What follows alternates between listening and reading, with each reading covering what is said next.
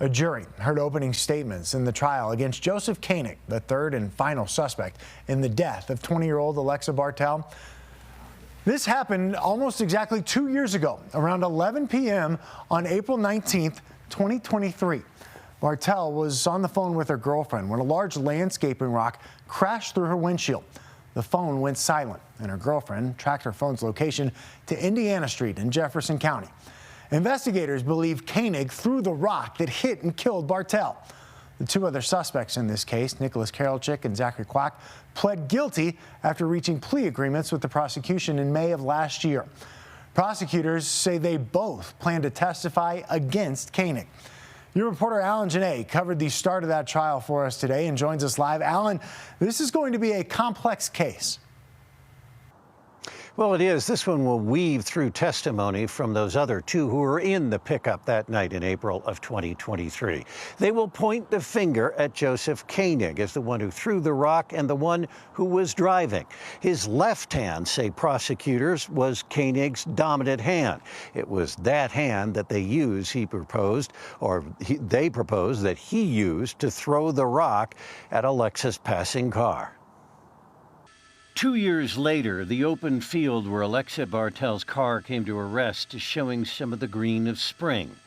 It's been a long wait for the opening of the trial of the young man accused of heaving the rock that killed her. This is the defendant, Joseph Koenig. Prosecutor Catherine Decker explained to the jury how the three involved threw rocks and other heavy objects at passing cars over a period of days. They're throwing them at oncoming drivers, cheering when they hit people. While defense attorney Tom Ward claimed Alexa Bartell's death wasn't intentional. In Mr. Koenig's mind, he wasn't targeting drivers. They were throwing rocks at cars, as foolish as that sounds today. Alexa Bartell's mother took the stand first with heartbreaking testimony on how she received a call from Alexa's girlfriend, Jenna Griggs, sharing that Alexa had never arrived at Jenna's home. Alexa's phone showed she was off the road on Indiana Street, so Jenna went there while Kelly Bartell called 911. I said, look in the field, because it shows she's in the field. And she goes, oh my God. What did you see? The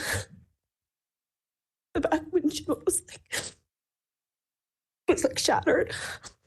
And there was a big hole in the front. Her head was down against the steering wheel, and there was like blood on the car. Much of the early testimony was disturbing, but lawyers also set out their cases. Koenig's friends Zachary Quack and Nicholas Karolczyk have taken plea deals to testify against him. Contrary to the theory that the prosecution will pursue, the evidence will clearly show that Zach Quack and not Joe Koenig threw the final rock of that night. We don't have to prove he's the one who threw that rock, even though the evidence will. Former prosecutor attorney Raj Chauhan says the defense is showing it will go after the plea deals and the changing stories of the other two in the pickup that night. Whenever key witnesses change their story, that's good news for the defense because it gives them something to work with. But he explains the prosecution does not have to show who threw the rock. Add to that cell phone data showing the trio was in the area. I think it looks like a strong case, frankly. Now, that cell phone data broke this case wide open. It showed the phones of the suspects were in the area where Alexa's car was hit, and also in the areas where other cars were hit by rocks as well. 10 in all. And some of those people, the prosecution says, will testify as well about their brushes with death.